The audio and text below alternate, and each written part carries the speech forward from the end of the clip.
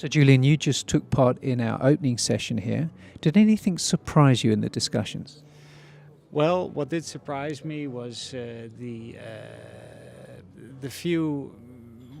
lukewarm reactions to the one road China thing, because in general shipping is about trade, and even if the one road is over land, it increases trade, and that is always good for shipping.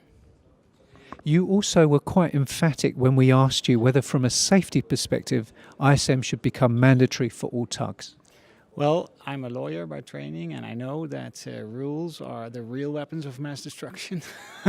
And the more rules, the more complicated it gets to deliver and single out a proper added value service. And sticking with rules, let's talk about safe manning requirements. One of the things we discussed was whether they would become disconnected from installed power on tugboats. Well, I guess that I know where that's coming from. Installed power is, you see the world over, you see a tendency towards two-man crew, but you also see a tendency towards ever stronger tugs. So the small tugs, you cannot really have too many people on them because it gets too crowded. And so I understand the question, but it's not about safe manning for the tug per se, because that's more a political question than a technical one. It's about trying to,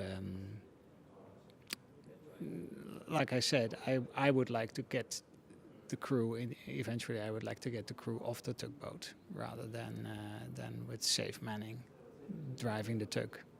And on that theme, we had a little bit of a discussion around digitization and how that might actually hasten reduced manning levels.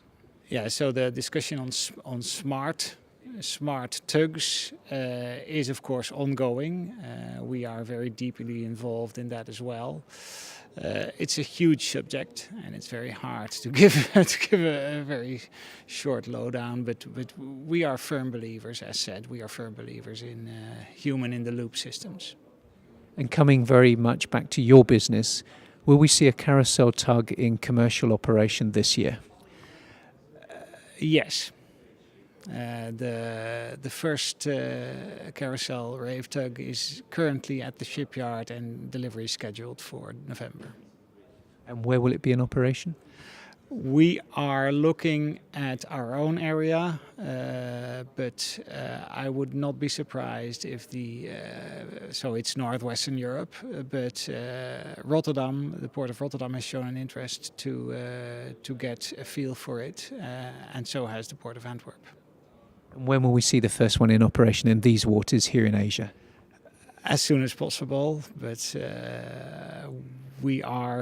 tugs have a lead time to be delivered, so it would not be realistic to expect that within 2018. We've got two under construction now, and the second one will become on stream in February.